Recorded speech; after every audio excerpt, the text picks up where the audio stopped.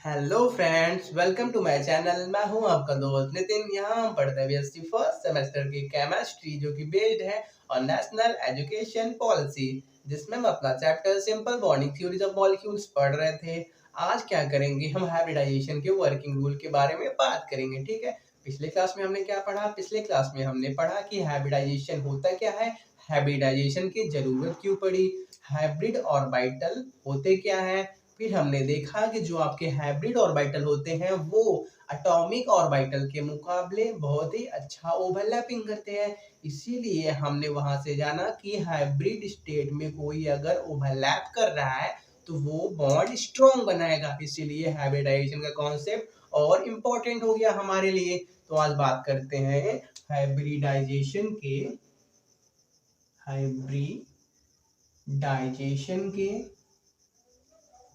Working rule के बारे में। वर्किंग रूल, ठीक है। तो पहला पॉइंट की बात करें, एक एग्जांपल से समझो। पिछले क्लास में हमने क्या किया था, मीथेन बनाया था। वन ऑफ हमारा एग्जांपल था। तो मीथेन कैसे बना था, हमने कार्बन को हीट किया था। तो क्या हुआ था, उसके 2s का इलेक्ट्रॉनिक कन्फिग्रेशन पहले कर लो। ठीक है, पूरा बेसिक से देखो कि बना तो बना कैसे। कार्बन का atomic number 6, electronic configuration 1s2 2s2 2p2, यही था ना। तो क्या होता है, वैलेंस बॉन्ड थ्योरी के अकॉर्डिंग सिर्फ बाहर के शेल वाले ही ओवरलैपिंग में पार्टिसिपेट करते थे। हम यही जान रहे थे वैलेंस बॉन्ड थ्योरी से। कहने का मतलब 2s के जो 2 इलेक्ट्रॉन और 2p के जो 2 इलेक्ट्रॉन है वही ओवरलैपिंग में पार्टिसिपेट करेंगे। लेकिन जब 4 हाइड्रोजन थे और चारों के पास एक एक अनपेयर्ड इलेक्ट्रॉन था, तो जिसकी वजह से हमको क्या करना पड़ गया, कार्बन को एक्साइटेड स्टेट में ले जाना पड़ गया। एक्साइटेड स्टेट में हम ले गए थे तो क्या हुआ था, ये वाला बॉन्ड टूट गया था। तो 2s में एक ही इलेक्ट्रॉन बचा था और 2p में 3 इलेक्ट्रॉन हो गए थे। उसके बाद क्या हुआ था, हमने इन चारों का मतलब 2s और ये p का, ये 2s और ये 2p के तीनों ऑर्बिटल्स और 2s का जो एक ऑर्बिटल है, इन सबको मर्ज कर दिया था, मतलब मिला के हाइब्रिड ऑर्बिटल बना दिया था। उसके बाद इनसे क्या किया था, ओवरलैपिंग कराया था और ये बोला था कि जो हाइब्रिड ऑर्बिटल होते हैं एटॉमिक ऑर्बिटल के मुकाबले बहुत अच्छा ओवरलैपिंग करते हैं। ठीक है, तो देखो यार यहाँ पे क्या हुआ, 1s भी था कार्बन में, लेकिन हमने क्या किया, हाइब्रिडाइजेशन सिर्फ और सिर्फ 2s और 2p ऑर्बिटल्स का ही कराया।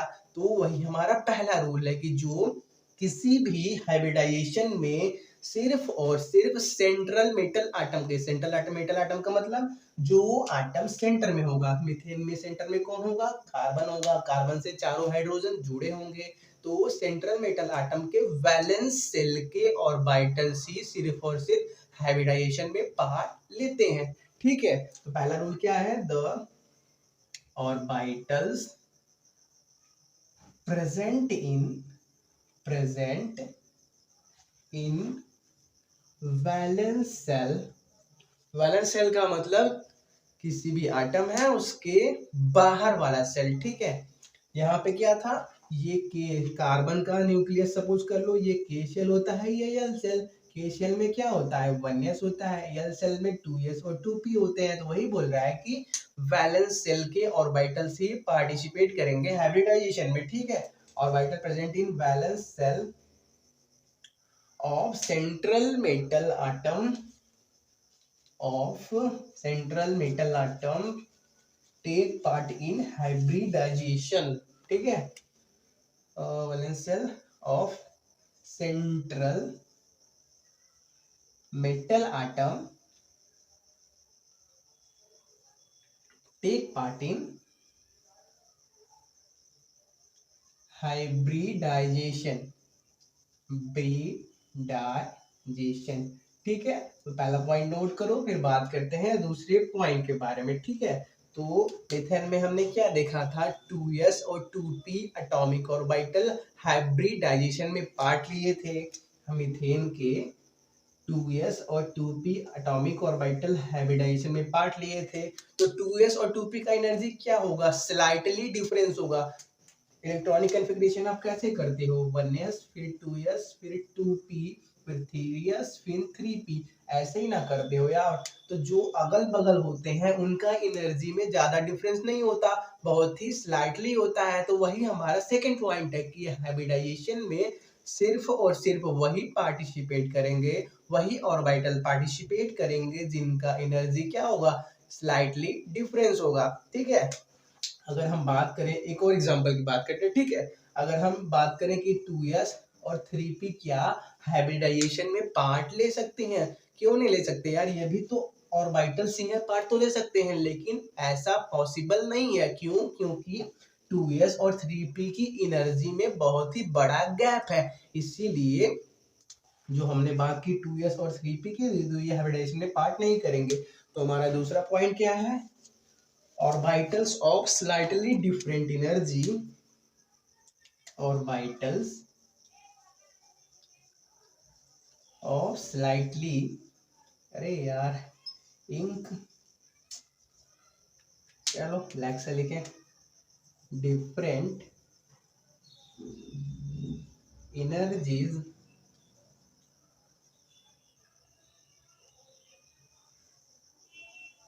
take part in hybridization, take part in hybridization. ठीक है, ये दोनों पॉइंट नोट करो, फिर हम तीसरे पॉइंट की बात करते हैं।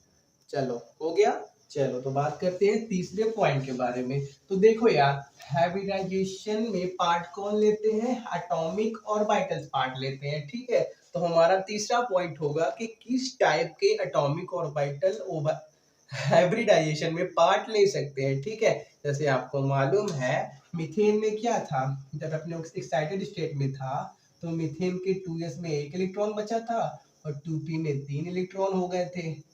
कहने का मतलब देखो यार, ये क्या है, यस है, यस में आप मैक्सिमम कितने इलेक्ट्रॉन भर सकते हो, 2 भर सकते हो, एक क्लॉकवाइज एक एंटी क्लॉकवाइज। तो यस में मैक्सिमम आप 2 इलेक्ट्रॉन भर सकते हो, लेकिन इस टाइम पे है कितने, एक है, मतलब ये क्या है, हाफ फील्ड है। 2s क्या है, हाफ फील्ड है। और p की बात करें तो p में आप मैक्सिमम 6 इलेक्ट्रॉन भर सकते हो, लेकिन यहाँ पे है कितने, सिर्फ 3 है। तो 2p भी हाफ फील्ड है, तो इन्होंने ही हाइब्रिडाइजेशन में पार्ट लिया था। तो आप एक पॉइंट बोल सकते हो कि ऐसे ऑर्बिटल जो हाफ फील्ड होंगे वो हाइब्रिडाइजेशन में पार्ट लेते हैं। ठीक है, तो पहला पॉइंट आप ये बोल सकते हो। और एक और बात कर लो एग्जांपल की वाटर के बारे में। ठीक है, तो वाटर में सेंटर में क्या होगा, ऑक्सीजन होगा, एटॉमिक नंबर 8, इलेक्ट्रॉनिक कंफिगरेशन करो 1s2 2s2 2p4। ठीक है, ये केसीएल में होगा, तो ये हाइब्रिडाइजेशन में पार्ट नहीं लेगा। सिर्फ कौन लेंगे, यल सेल वाले। तो 2s में 2 इलेक्ट्रॉन है आपका, और 2p में कितना है, 4 इलेक्ट्रॉन है, 1 2 3 4। उसके बाद 2 हाइड्रोजन है, दोनों के पास एक एक इलेक्ट्रॉन है, 1s में एक एक इलेक्ट्रॉन है। देखो यार, यहाँ पे भी 2 अनपेड इलेक्ट्रॉन, यहाँ पे भी 2 अनपेड इलेक्ट्रॉन, तो यहाँ पे ओवरलैपिंग पॉसिबल है। लेकिन उससे पहले हम क्या करेंगे, ऑक्सीजन को हाइब्रिडाइजेशन के द्वारा हाइब्रिड स्टेट में ले जाएंगे। क्यों? क्योंकि अगर हम ऐसे ही ओवरलैपिंग करा देंगे तो ये क्या होगा, एटॉमिक और एटॉमिक ऑर्बिटल की ओवरलैपिंग कहलाएगा।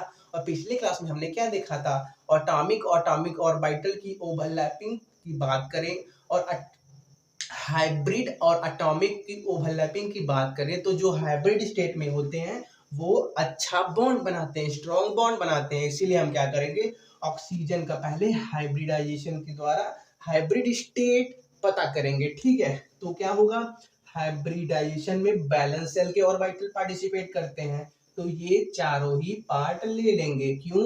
आप ऐसा बोल सकते हो कि हाइब्रिडाइजेशन में वही पार्ट लेते हैं जो बॉन्ड बनाते हैं। तो बॉन्ड कौन बनाएगा, सिर्फ यही दो।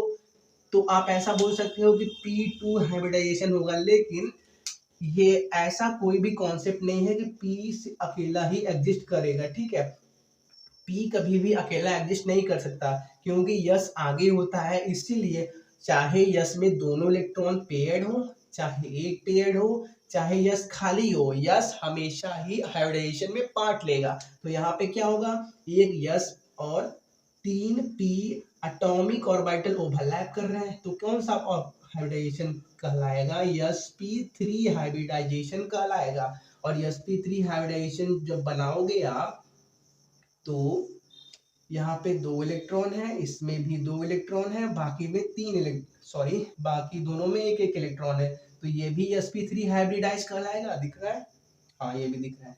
ये भी sp3 हाइब्रिडाइज कहलाएगा, ये भी sp3 और ये भी sp3। ठीक है, हाँ, इसमें 2 इलेक्ट्रॉन, इसमें 1 इलेक्ट्रॉन है, तो इसका कुछ अलग मतलब नहीं होगा। अगर सभी ने हाइब्रिडाइजेशन में पार्ट लिया तो सभी sp3 कहलाएंगे। ठीक है, तो यहाँ पे देखो यार, यहाँ पे जो इलेक्ट्रॉन पेयर थे, मतलब जो फुल फील्ड ऑर्बिटल थे जिनमें दोनों इलेक्ट्रॉन था, उन्होंने भी हाइब्रिडाइजेशन में पार्ट लिया।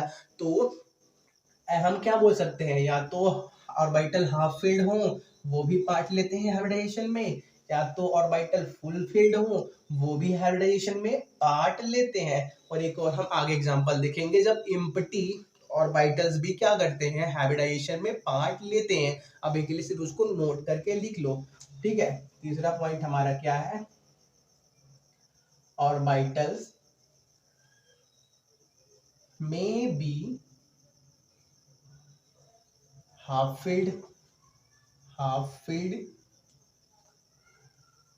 या फुल फील्ड और एम्प्टी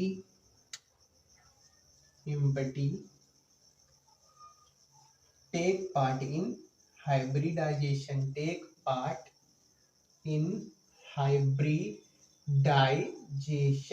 ठीक है, और आपको एक बात तो मालूम है, ये सब बात किसका चल रहा है, सिर्फ और सिर्फ कोवलेंट बॉन्ड्स की ही बात चल रहा है। कोवलेंट बॉन्ड शेयरिंग से जो बनते हैं उन्हीं का ही बात चल रहा है। ठीक है, और पिछले क्लास में हमने देखा था कि जो आपका हाइब्रिडाइजेशन का कॉन्सेप्ट है वो सिर्फ और सिर्फ सिंगल बॉन्ड मतलब सिग्मा बॉन्ड के लिए ही इंट्रोड्यूस किया गया था। पाई बॉन्ड पे हाइब्रिडाइजेशन वर्क नहीं करता, पाई बॉन्ड के लिए हाइब्रिडाइजेशन बनाया ही नहीं गया है। ठीक है, तो हमारा तीसरा पॉइंट वही है कि चौथा point, sorry, concept of hybridization is only for sigma bond and lone pair। अभी लोन पेयर क्या होते हैं इसके बारे में हमने ऑक्सीजन बनाया है ना, इसी से आपको हम समझा रहे हैं। ठीक है, concept of hybridization is only for sigma bond and lone pair. देखो यार, आप जब वाटर का स्ट्रक्चर बनाते हो तो कैसे बनाते हो, सेंटर में कुछ मिटा रहे, हाँ रुको, थोड़ा सा जगह बनाए। जब आप वाटर का स्ट्रक्चर बनाते हो तो ये ऑक्सीजन रखते हो, 2 हाइड्रोजन रखते हो और 2 लोन पेयर रखते हो। एक ऐसा दिखता है और एक ऐसा दिखता है। ठीक है, तो देखो यार, लोन पेयर का मतलब वैलेंस सेल के ऐसे ऑर्बिटल जो ओवरलैपिंग में मतलब जो बॉन्ड फॉर्मेशन में पार्ट ना करें। देखो यार, सेंट्रल में आटम कौन है, ऑक्सीजन है। ऑक्सीजन के वैलेंस सेल में कौन कौन से ऑर्बिटल्स हैं, 2s है और 2p है, लेकिन बॉन्ड बनाने में सिर्फ इन दोनों ने ही पार्ट लिया है। ठीक है, इन दोनों ने ही पार्ट लिया है, तो वैलेंस सेल के बचे कौन कौन, ये 2s वाला और ये 2px वाला, तो वही क्या बन जाएंगे, लोन पेयर बन जाएंगे। लोन पेयर का मतलब वैलेंस सेल के ऐसे ऑर्बिटल्स जो क्या करें, बॉन्ड फॉर्मेशन में पार्ट ना करें। ठीक है, तो ये एक 2s होगा और ये एक 2px होगा। ठीक है, और ये क्या होगा, ऑक्सीजन का 2py और हाइड्रोजन का 1s, ऑक्सीजन का 2pz और हाइड्रोजन के 1s के बीच ओवरलैपिंग से ये बॉन्ड बना होगा। ठीक है, यही आपका दिखता है। ठीक है, तो यही आपका क्या करें यार, हाँ ठीक है। The concept of hybridization is only for sigma bond and lone pair। देखो यार, बहुत दिन हो गए, बात ये है ना कि सामने कोई बैठा नहीं है, तो कई बार खुद पे हंसी आती है कि यार पढ़ा किसको रहे हैं, कुछ समझ में नहीं आ रहा। ठीक है, सामने देखते हैं तो सामने सिर्फ मोबाइल का कैमरा है और कुछ सामान रखा हुआ है, तो सामने देखते हैं तो हंसी आ जाती है कि पागल तो नहीं हो, इसी बक रहे हो खाली। ठीक है, इसलिए कभी कभार हंसी आ जाती है। यही आप, तो चलो बात करते हैं अपने टॉपिक की कि जो आपका कॉन्सेप्ट ऑफ हाइब्रिडाइजेशन है सिर्फ और सिर्फ सिग्मा बॉन्ड मतलब सिंगल बॉन्ड, यहाँ पे वो क्या बनेगा, सिंगल बॉन्ड है, सिग्मा बॉन्ड बनेगा, यहाँ पे भी सिग्मा बॉन्ड बनेगा, सिग्मा बॉन्ड के लिए और लोन पेयर के लिए बनाया गया है। ठीक है, इसको नोट करो, रफ करते हैं, बहुत गंदा हो गया ब्लैक बोर्ड, हो गया। चलो तो बात करते हैं अपने नेक्स्ट पॉइंट के बारे में। ठीक है, यहाँ पे sigma bond lone pair clear हो गया ना। लोन पेयर का मतलब ऐसे जो क्या करें, वैलेंस शेल के ऐसे एटॉमिक ऑर्बिटल जो बॉन्ड फॉर्मेशन में पार्ट नहीं करते, वो लोन पेयर की तरह बिहेव करते हैं। ठीक है, जो बॉन्ड बनता है दो लोगों के बीच, सपोज कर लो ए बी के बीच बॉन्ड बना, तो उसको हम ऐसे डिनोट करते हैं। और जो आपके लोन पेयर होते हैं उनको हम ऐसे डिनोट करते हैं। सपोज कर लो ए के पास लोन पेयर है तो उसको हम हल्का सा टिल्डेड बनाओ, हल्का ऐसे हम लोन पेयर को डिनोट करते हैं। आपको मालूम है एक लोन पेयर का मतलब दो इलेक्ट्रॉन। ठीक है, चलो इसको रफ कर देते हैं। कितने पॉइंट हमने किए अब तक, 4 पॉइंट किए। अब बात करते हैं 5वें पॉइंट की। ठीक है, तो 5वां पॉइंट बोलता है कि जो आपके हाइब्रिड ऑर्बिटल होंगे उनका नाम पेरेंट के नाम के से बनेगा। ठीक है, चलो एग्जांपल से समझो यार। जैसे अगर एक ये वन एस नहीं, एक यस और एक पी ने क्या किया, हाइब्रिडाइजेशन में पार्ट लिया, तो दो बनेंगे, दो हाइब्रिड ऑर्बिटल बनेंगे और दोनों का नाम क्या होगा, yes P, yes P.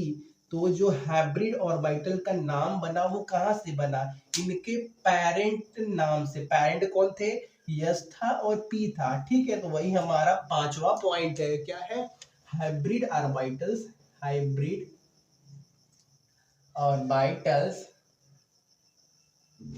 are named after the parent orbital, are named after the parent orbitals। ठीक है, एक और एग्जांपल की बात करें, अगर हम एक यस और दो पी, 1s 2p नहीं है, मतलब एक यस एटॉमिक ऑर्बिटल और दो पी एटॉमिक ऑर्बिटल। ठीक है, पी कैसे होते हैं, 3 टुकड़ों में होते हैं, तो हमने सिर्फ इन तीनों का, इनका, ठीक है, इसको हाइब्रिडाइजेशन में पार्ट नहीं करा, सिर्फ 1 2 तीनों का अगर हाइब्रिडाइजेशन में पार्ट लेंगे तो क्या होगा, हाइब्रिड ऑर्बिटल बनाएंगे। और इनका नाम कैसे पड़ेगा, इनके पेरेंट नाम से।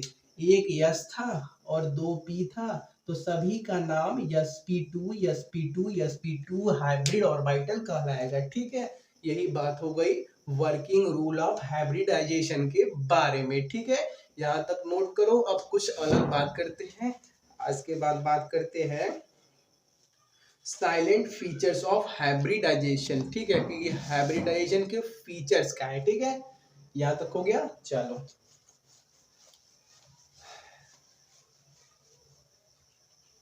तो बात करते हैं साइलेंट फीचर्स ऑफ हाइब्रिडाइजेशन। हम क्या करते हैं यार, अगर एक मोबाइल फोन भी लें तो उसका फीचर पूछते हैं, यहाँ पे तो हाइब्रिडाइजेशन पूछ रहे हैं, तो इसका तो फीचर पूछो, कि पढ़ तो रहे फीचर तो बताओ। ठीक है, तो पहला फीचर है एक सेकेंड यार, चल तो पहला पॉइंट की बात करते हैं। पहला पॉइंट बोल रहा है कि number of hybrid orbital, hybridization से कितने नंबर ऑफ मतलब कितने हाइब्रिड ऑर्बिटल बनेंगे, ये डिपेंड करेगा कितने एटॉमिक ऑर्बिटल ने हाइब्रिडाइजेशन में पार्ट लिया।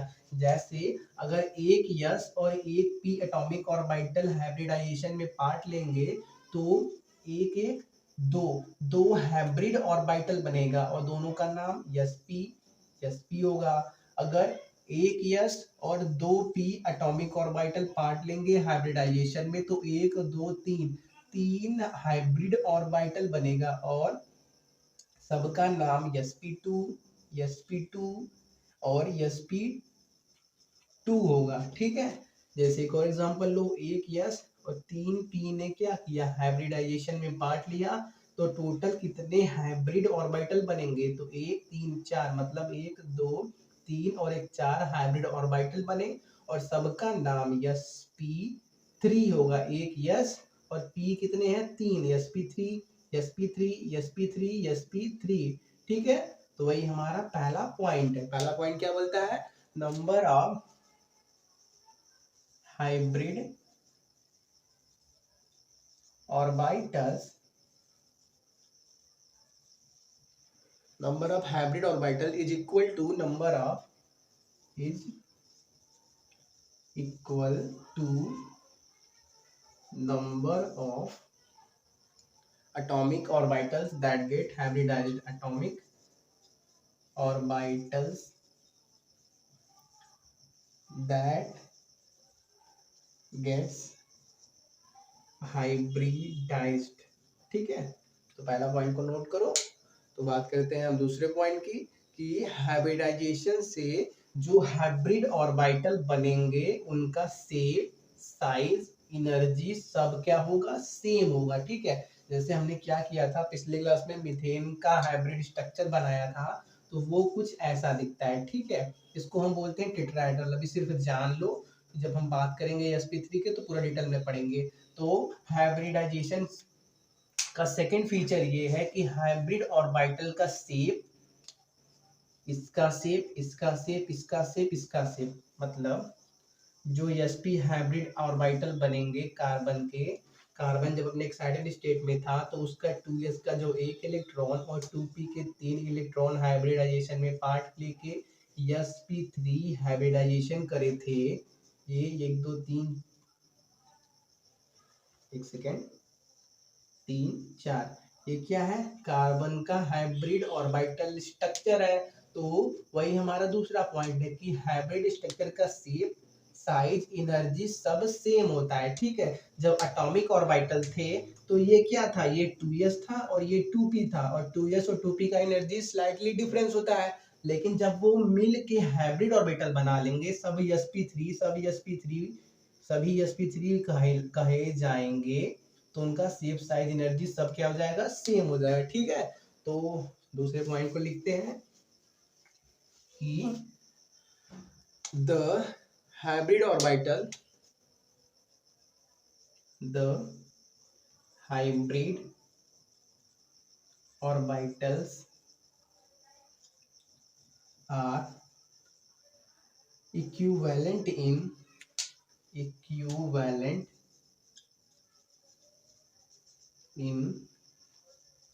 shape,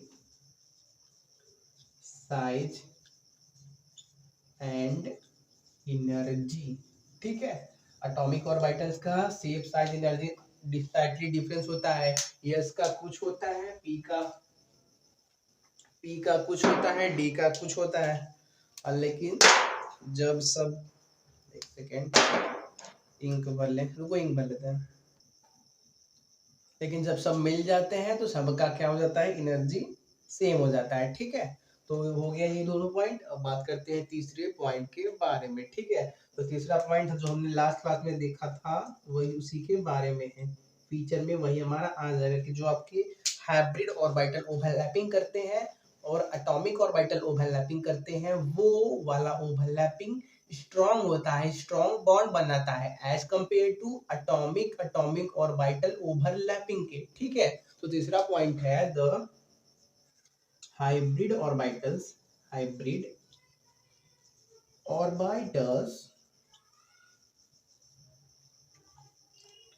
are more effective in forming, दिख रहा है, हाँ दिख रहा है, more effective in forming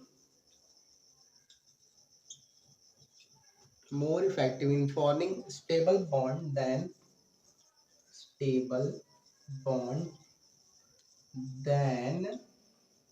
the pure atomic orbitals, the pure atomic orbitals। दिख रहा है यार, देखो यहाँ पे लिखा है प्योर एटॉमिक ऑर्बिटल्स। ठीक है, कि जो आपके हाइब्रिड ऑर्बिटल है more effective in over forming stable bond बनाने में वो मोर इफेक्टिव अपना योगदान देते हैं then the pure atomic orbital, pure atomic orbital के मुकाबले। ठीक है, ये 3 पॉइंट को नोट करो, उसके बाद हम नेक्स्ट पॉइंट की बात करते हैं। ठीक है, हो गया। चलो तो बात करते हैं नेक्स्ट पॉइंट की। ठीक है, तो देखो यार, अभी हमने ज्यादा एग्जांपल किए नहीं है, मैक्सिमम मीथेन के बारे में बात करके आपको सभी ये बात समझा देंगे। ठीक है, अगर और एग्जांपल हमने किया होता तो और अच्छा सा आपको समझ में आता, लेकिन कोई बात नहीं, ये फीचर है, थ्योरी है, इसमें ज्यादा कुछ तो करना है नहीं। ठीक है, तो हम मीथेन के एग्जाम्पल से आपको हर बात समझाने का ट्राई कर रहे हैं। तो ठीक है, तो हाइब्रिडाइजेशन हो गया। ठीक है, उसके बाद क्या होता है, हाइब्रिड ऑर्बिटल अपने आप को ऐसे ऐसे स्पेस में अरेंज कर लेते हैं जहां पे उन 2 या 3 या 4, अगर जितने भी बॉन्ड बने हैं किसी के अंदर, जैसे बात करें मीथेन की, तो जब हाइब्रिडाइजेशन हो जाता है तो उसका स्ट्रक्चर ऐसा होता है, इसको हम बोलते हैं, इसका ज्योमेट्री हम बोलते हैं टेट्राहेड्रल शेप का है। ठीक है, टेट्राहेड्रल बोलते हैं। ठीक है, तो इसमें क्या होगा, इसमें क्या हुआ, सभी बॉन्ड्स ने 1 2 3 4 चारों बॉन्ड ने अपने आप को ऐसी स्पेस में अरेंज कर लिया जिससे इनके बीच रिपल्सन क्या होगा, मिनिमम होगा। वही हमारा चौथा पॉइंट है कि हाइब्रिडाइजेशन के बाद हाइब्रिड ऑर्बिटल्स अपने आप को स्पेस में ऐसा ओरिएंट कर लेते हैं जिससे उनके बीच रिपल्सन मिनिमम होता है, और जब रिपल्सन मिनिमम होता है तो स्टेबिलिटी मैक्सिमम होता है, और जिसकी वजह से उनका एक पार्टिकुलर शेप दिखने लगता है। ठीक है, अगर मीथेन की बात करें तो जो मीथेन जो शेप में स्टेबल होता है उसको हम बोलते हैं टेट्राहेड्रल शेप। मीथेन का हाइब्रिड ऑर्बिटल कैसा होता है, टेट्राहेड्रल शेप के होते हैं, CH H H। ठीक है, तो हमारा चौथा पॉइंट यही है, these hybrid orbitals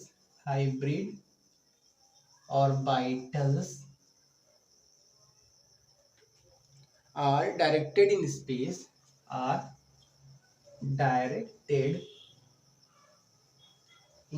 space, preferred direction to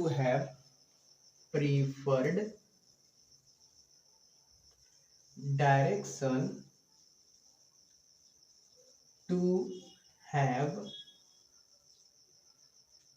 minimum repulsion between electron pairs, minimum